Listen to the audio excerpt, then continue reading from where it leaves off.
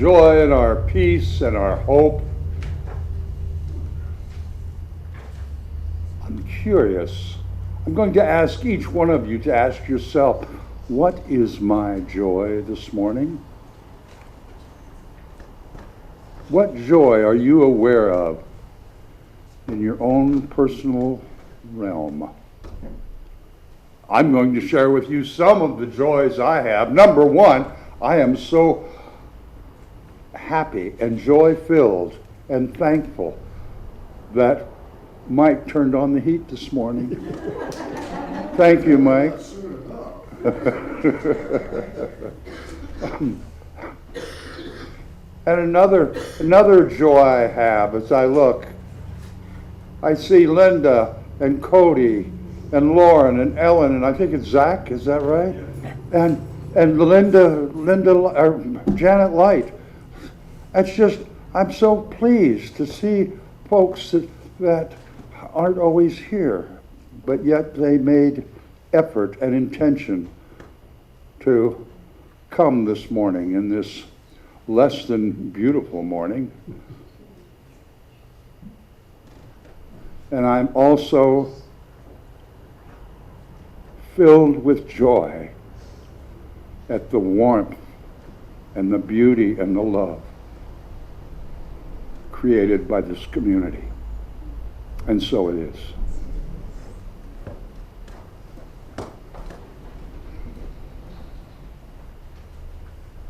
Kagatsukun. That means hello in the language of my grandfather's people. We're emerging from the shadows and effects of a world pandemic, and tentatively and with increasing eagerness, we begin to do what we've always done differently. This weekend, I got to enjoy two very heartwarming, beautiful tree lighting ceremonies. Katati was blessed with a little bit better weather, shoulder to shoulder, very few masks out there. People are feeling a little more comfortable. And just to see the joy on all the faces, you know, it tickled my heart that a young little girl that I didn't know at all put hot cocoa in my hand with marshmallows in it. And then on Saturday night, I made the effort, because I'm going to go have a good time in my life, alone or with somebody, and I went out to the Rohnert Park tree lighting. The trees were already lit because they had to take it indoors because it was raining. Shoulder to shoulder with people, the Rohnert Park Community Center was filled with folks. And again, hot cocoa in my hand and goodies, way too much sweet things for a person fighting diabetes, right? But you know, it was a good time. I even had Amy's chili. That's a good thing on a cold night. So recently, you know, this coming out of the shadows of COVID, we're starting to resume the life before a little differently.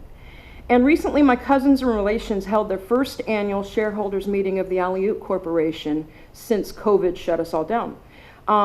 Geographically, we're pretty far apart up in the Aleutians and Alaska and all the rest of the places where the relatives live. So it's a little tough for us to get together, expensive, and great consideration for not maybe risking the elders, all right? And and there's another thing, when tribal meetings are held, it's not by the timelines the folks down here have, all right? There is not a real rigid adherence to when it starts nor when it quits, okay?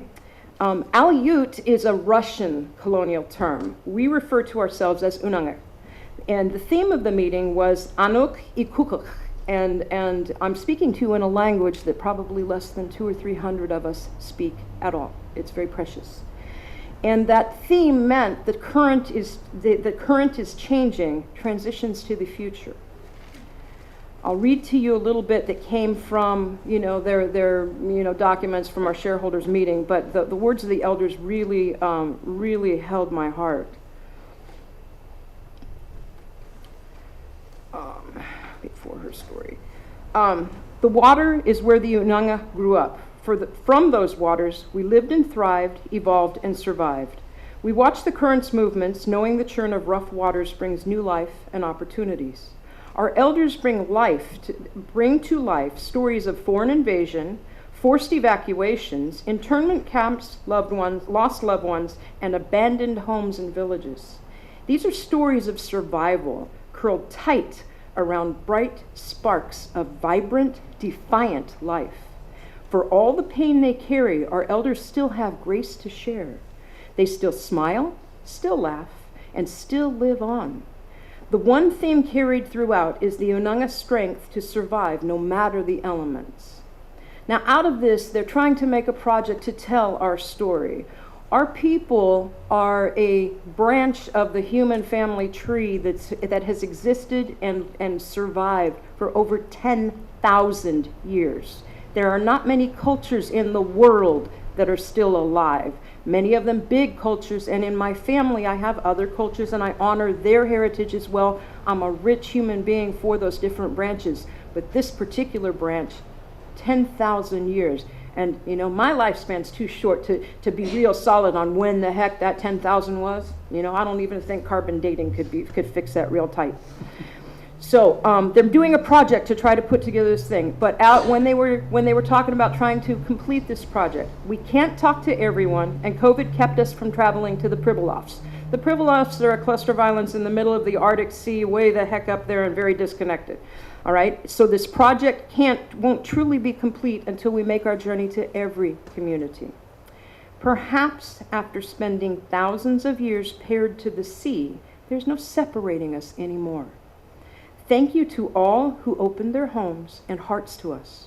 To our elders, we owe a debt of deepest love and gratitude. Thank you for reminding us that we are born from people who have outlasted every storm. Anuk I Kukach, the current is changing.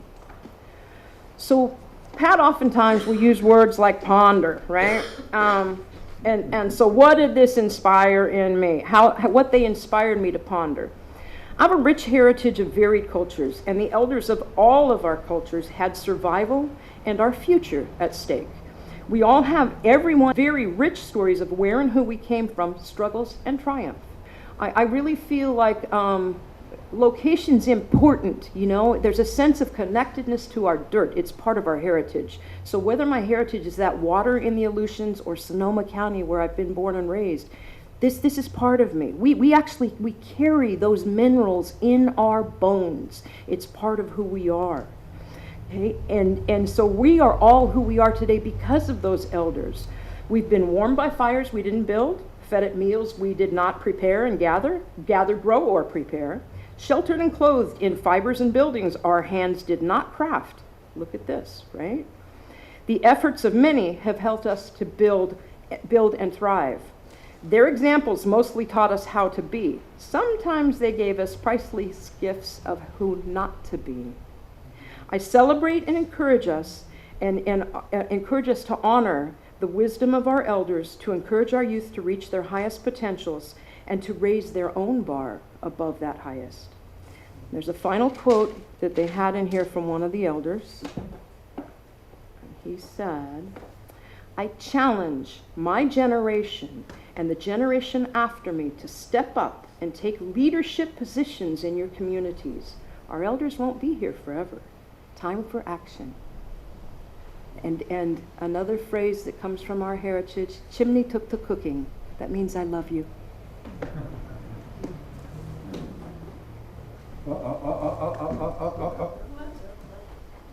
I took mine too. Yours I can't take. Give her an inch and she takes them all of it. Just thank you very much. Well, good morning. Good morning. What a lovely morning this is. I'll start with spiritual book study group will be on the 15th. On the 15th, and I would just like to say, for those of you who haven't been there and might be interested, let me know. I'm the communicator by email. So, yeah. Yes, Joan will be happy to put you on the list so you're just aware of exactly what's going on and when. So you can give me your email address. Okay, Sunday night healing circle tonight. Sometimes the joy just explodes forward. The healing circle will be tonight and next Sunday, and then it will be off until like the 8th or something, right? Yeah, the second Sunday in January. Okay. All right. Next Sunday will be a board meeting at 9 a.m. the Roanoke Park Chorale is next Saturday. I know you've all got the whole day circled on your calendar. Tell us about it. I'll tell you. So, Wayne and I are in the Roanoke Park Chorale, and as I was, talking in my mini message about us trying to come out of COVID, there's not a lot of us, and many in the music community are trying to get our confidence and our skills back and things. So the concert is free. It will be at the Roanoke Park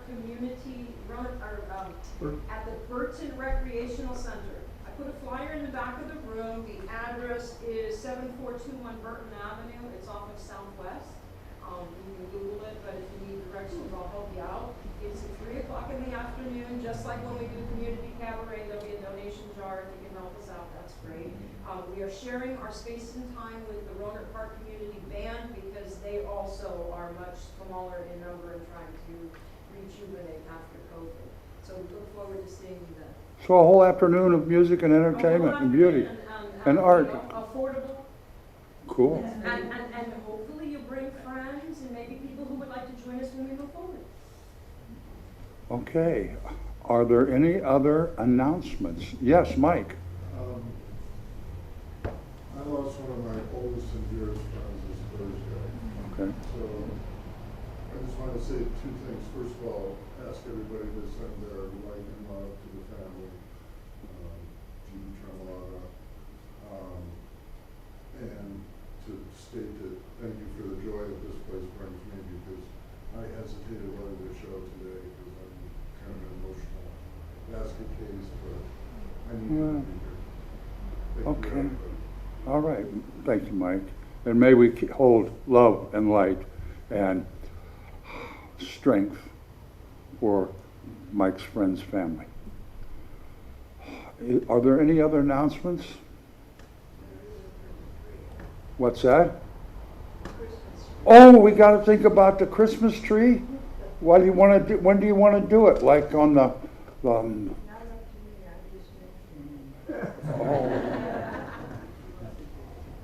Well, since you mentioned it, Bonnie, do you, Kelly, do you have, you always ramrod that project. How about next Sunday? We could do it next Sunday. That would be lovely. Right after church? Yeah. All right, sounds like a plan. Okay, now, remember how I talked about joy shall come in the morning? We are about to do something that is the most joyful thing that a minister can ever do. And that is, this morning we are welcoming a whole herd of new members into Church of the Oaks. All right, let's see if I get this all correct now. Catherine and Kendra and Crystal and Michael, will you please come forward? Did I say those right? So far, we never know what's going to come out. Okay, why don't you come right over here, Crystal, and you ladies right there, and Michael right over there by Wayne, and you stand right here, please. Wayne, pay attention, he's got stuff to tell you. I am the acting moderator of this marvelous board of directors here at Church of the Oaks. I'm also the treasurer, so I'm very important, right? Anyway, as the treasurer and moderator, acting moderator of Church of the Oaks, it's my pleasure to welcome you into membership of this marvelous organization. It's my pleasure to present to each of you your official membership card, and Patrick is going to hand out and a copy of the Constitution. We'll do the Constitution and bylaws first. Constitution and bylaws, you get your own, and there'll be a test. No, there won't be a test. We know that you'll find it interesting, though. It's written by experts. And then we have a membership card. And there's a card, and we also add a book that we think is worth reading. And Kendra, Catherine, and Crystal. So, Mike Ishjack, Kendra Posey, Catherine Stewart, and Crystal Yee, you are now official members of Church of the Oaks. And as such, you are expected to join us in contributing some of the 4 T's that you have available as some of your time, your talent, your thought, and your treasure. Not just with Church of the Oaks, but with the community, all the communities that you are a part of.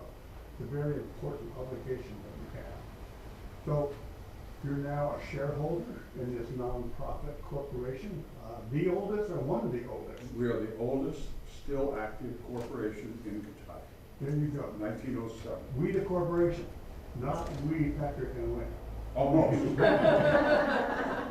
So I present to all of you folks out here our newest members, Mike Fishak, Kendra Posey, Catherine Stewart, and Crystal Yee. Make them feel welcome. Welcome, welcome, welcome, welcome.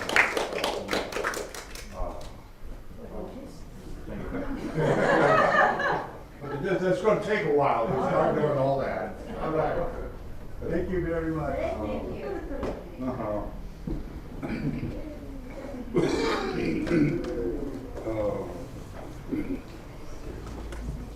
Don't we have an amazing community?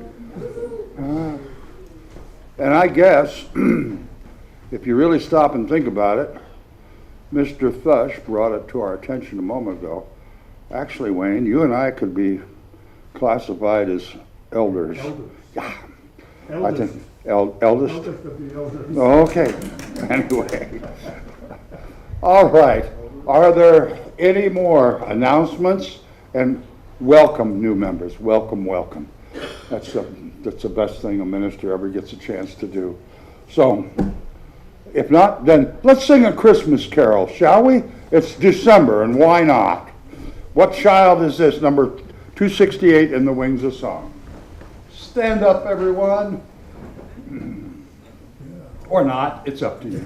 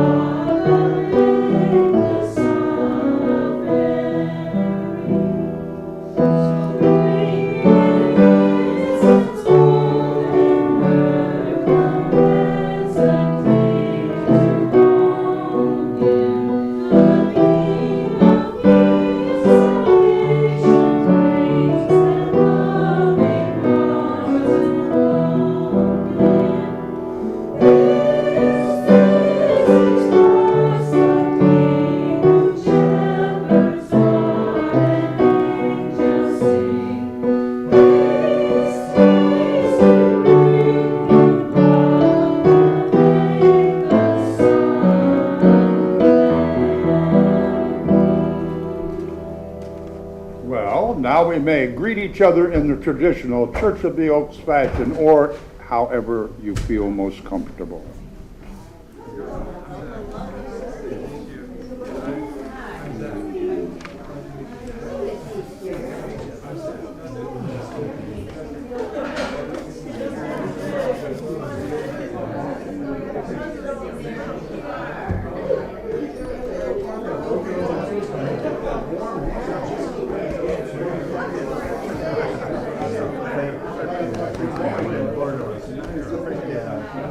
Want to make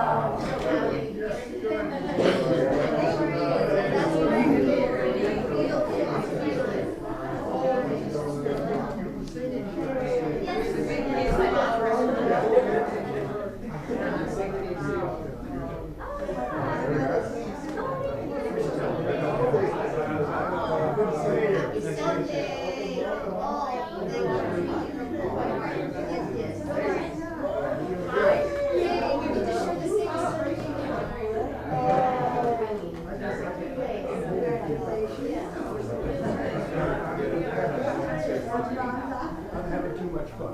Just relax, it'll be fine. Too much fun. That's all. Too much fun.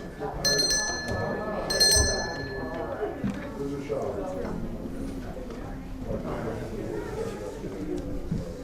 They're going.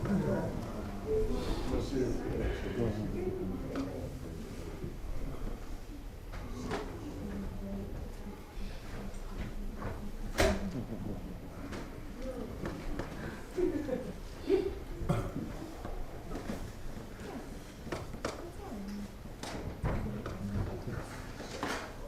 When I use the word abundance, I can think of no more valuable abundance than this community right here. We are the sum totals of all of our experiences, all of our decisions, all of the experiences of our ancestors. And that's just for the experiences in this room. That's well over 1,000 years of experience, of human experience,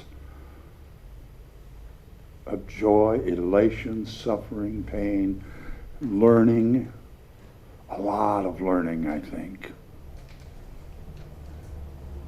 And as a community, we gather here, like Mike mentioned this morning, he came to receive the abundance of caring and love from this community.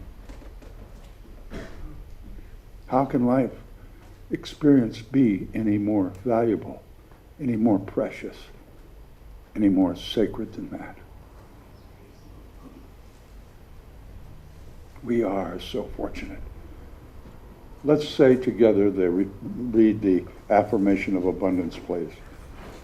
When we truly begin to want more for others than we want for ourselves, we will begin to notice amazing changes in our own lives. May we ponder that a moment, sir.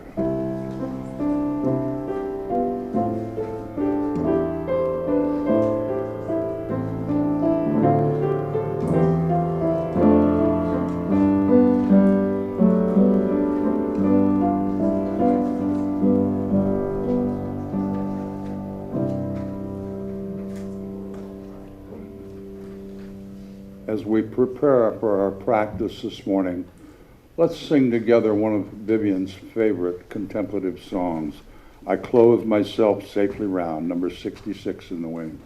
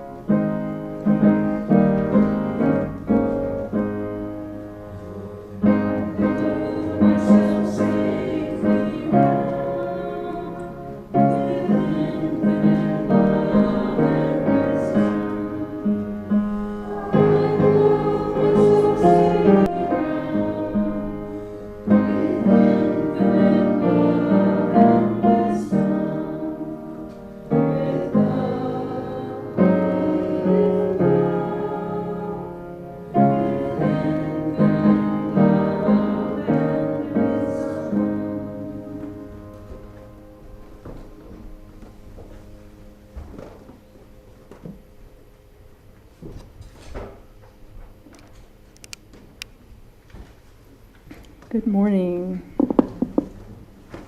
Really lovely to see such full pews again. Keeps getting better. Let's just take a moment right now for this practice to soak up the energy in this room. It's palpable.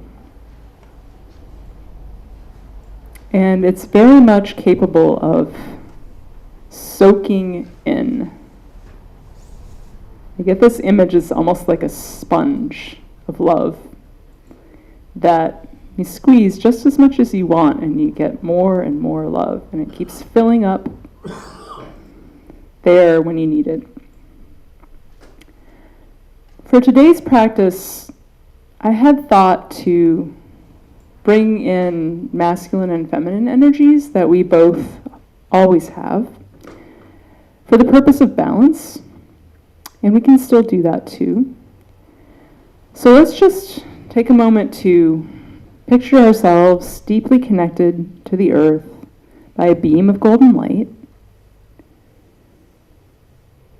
And notice above you now this beautiful, rich gold energy coming down the left side of your energy field. This represents feminine energy. And then on the right side comes this brilliant white, representing the masculine. It's a sparkly white, almost like it has glitter in it, but the two of them meet in your heart and twine together like a candy cane. And just stretch from that cosmic source above down through your grounding cord to the center of the earth. And in so doing, they bring the masculine and the feminine energies within you into balance. Sometimes at this time of year, our giving and our receiving gets unbalanced. So many ways to give, so much need, but we have to also remember to give to ourselves.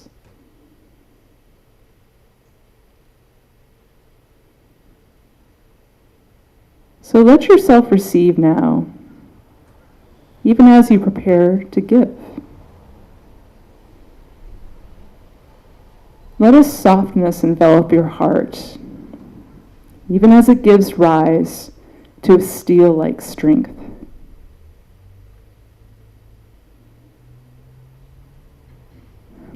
Let your energy field expand,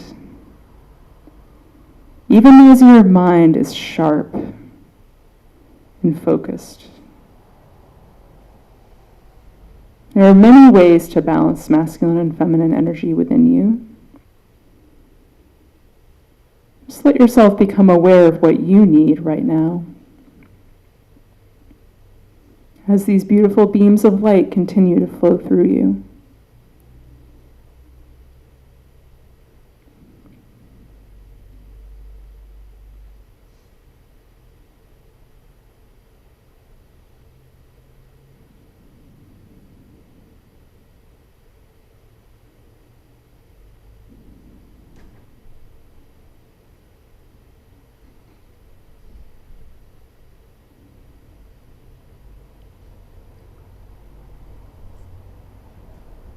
Now let's seal this energy in together by chanting a simple ah, which unites us in one voice. So on the count of 3, just breathe in and then say ah. So 1, 2, 3.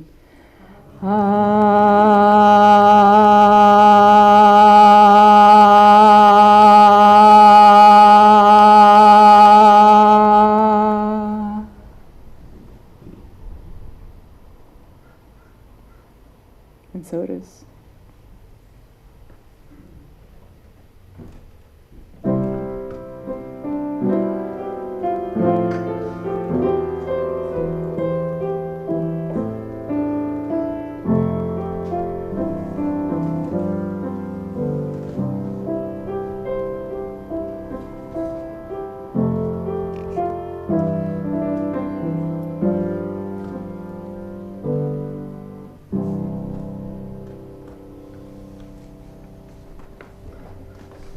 Natalie, thank you very much.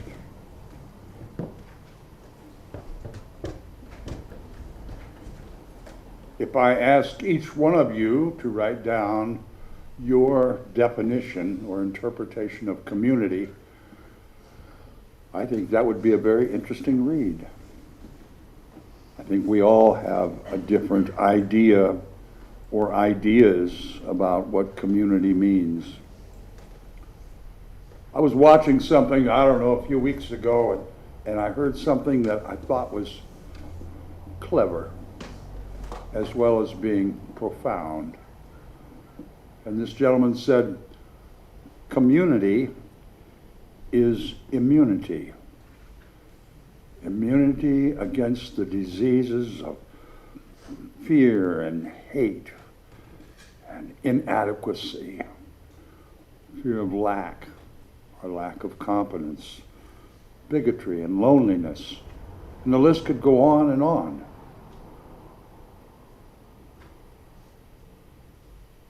There is like I remember Mom said, there's always safety in numbers. Hold hands and stick together and everything will be all right. I think that's one of the beautiful aspects of community. And it's a place, having this community, it's a place where together we can accomplish things that individually might be far, far out of the question.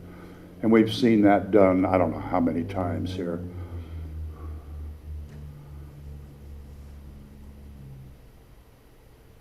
There's something else that this community allows that gives us a place for it. We can feel a certain amount of safety here. And we can drop all those walls and take off our armor and allow ourselves to be truly creative. And there's something else that's magical about this particular community. Sabrina was a perfect example this morning.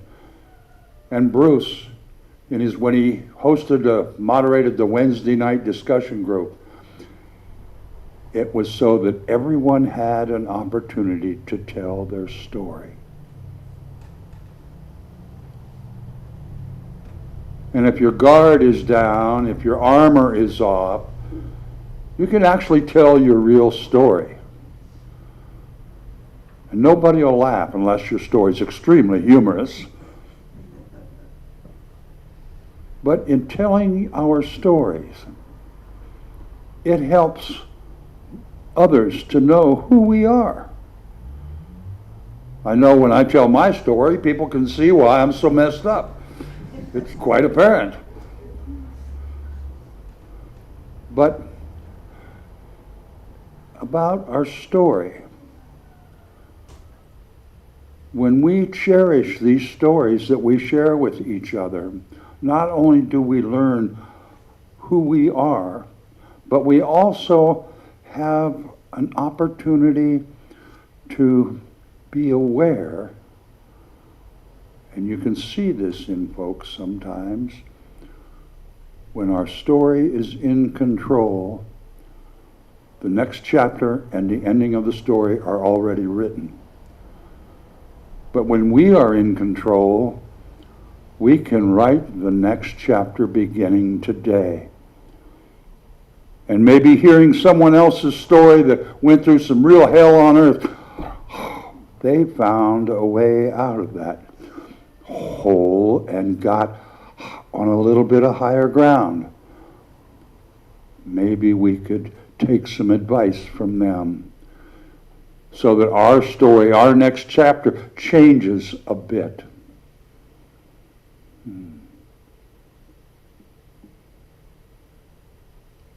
I'd ask each of you to look around this room. Look at the people that are part of this community. Look at the experiences they bring. Look at the spirit, the love that they share with each other.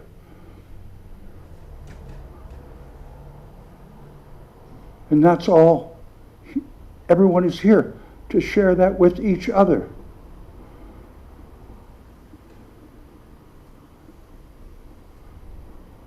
Bill Moyers used to tell the Native American story where if you take an arrow, you can break it, but if you put them all together, you can't. There's such strength.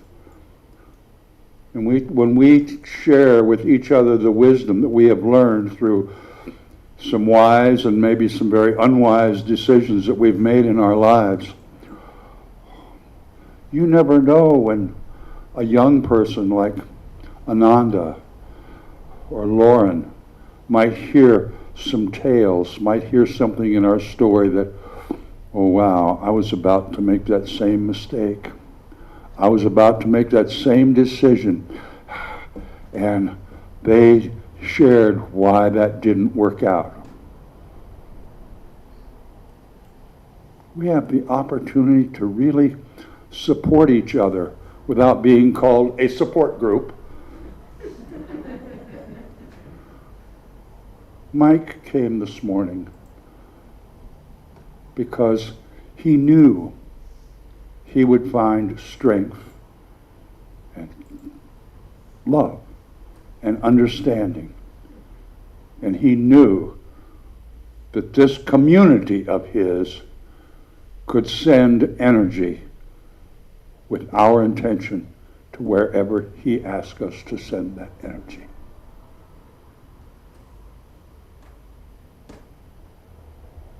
How many of you have been a part of a community that you were sure that that could happen before you walked in these doors?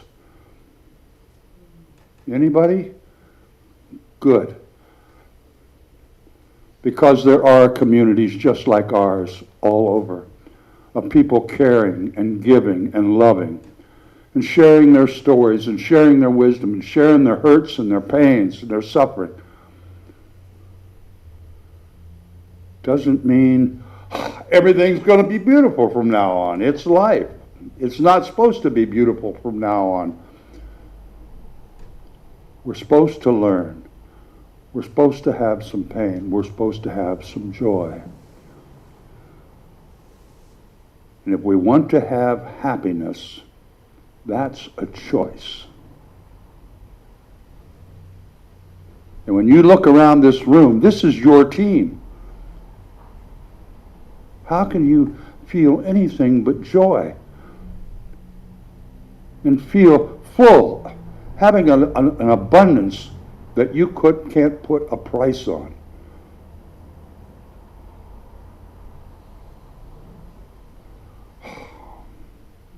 Community is. There's some great quotes on the order of service this morning. I hope you take it home and think about them. And then turn the page over, the whole back. And when you get home this afternoon and sitting there and it's a little warmer and it's not so cold, not so rainy, and you have a bright outlook on the afternoon, write down your definition of community. What does it mean to you? What abundance do you receive? And what satisfaction do you get when you share something with someone else? When you share that hug and you know that person, oh, that felt good, thank you. That's a very sacred thing that happens. And it doesn't happen that much in our society these days. We can just text it, it'll be all right. Everybody will get the message.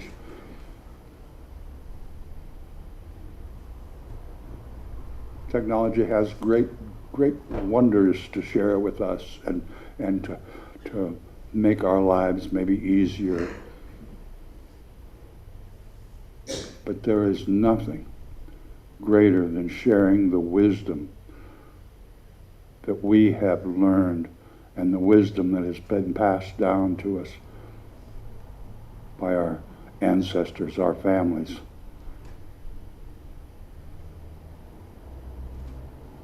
We have a very special community here, my friends.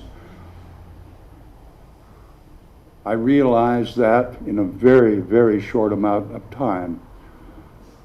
When I walked into Church of the Oaks on August 20th in the year 2000, the first Sunday service I attended, I knew that I was in a very special community.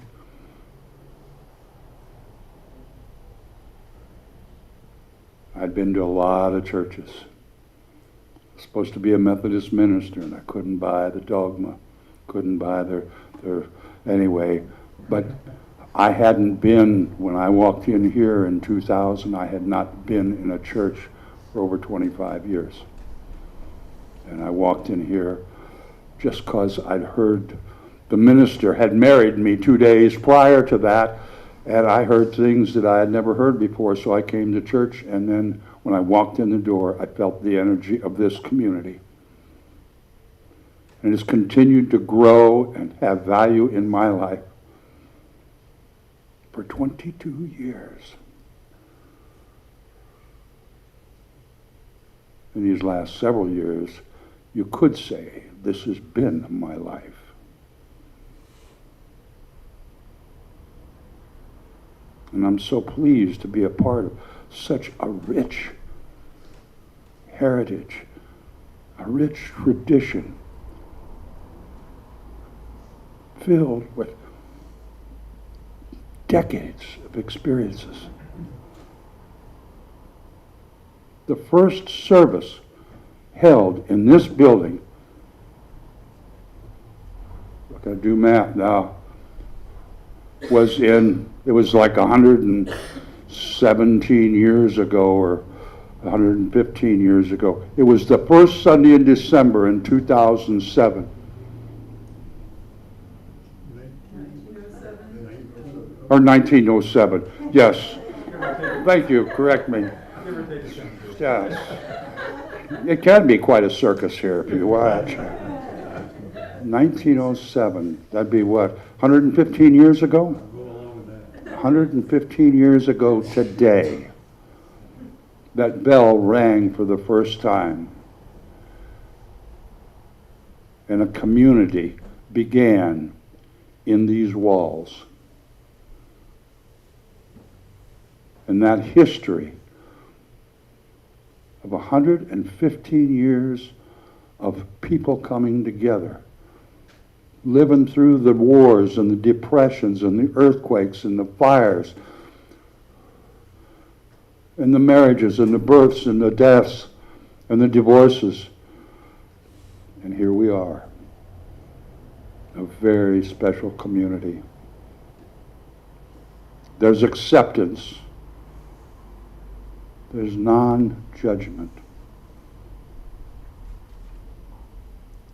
And you may participate in this community. This is a neat thing, with no measure or job description, unless you're Wayne. He has a lot of job description. But when you participate here, you participate at your pace, your level, your desire. And it's just accepted. It's accepted and given thanks for. A few weeks ago, we had a wonderful work day. And stuff happened. If one person had to do all that, it'd taken a week. And it happened in just a few short hours. It's amazing. And everybody not only had joy in their consciousness, they were actually happy because they chose to be happy.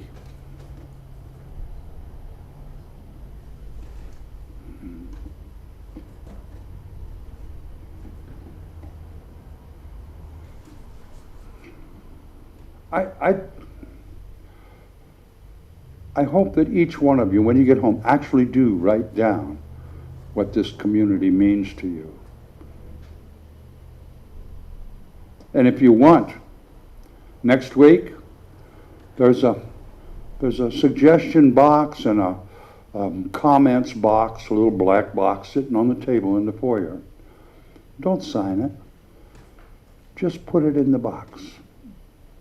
I would love to read your ideas, your definitions. I'm sure I will learn something and I will become aware of something I had no awareness of at all. All of us have facets that we could share that at this point in time we haven't. Nobody knows. But in time, all of us might just grow and share things that we've never had the courage or the opportunity or the desire to share before. All brought about by the compassion and the love and the connectedness of this community. Community is Church of the Oaks. And so it is, my friends. let's stand and sing the last song. What a Wonderful World.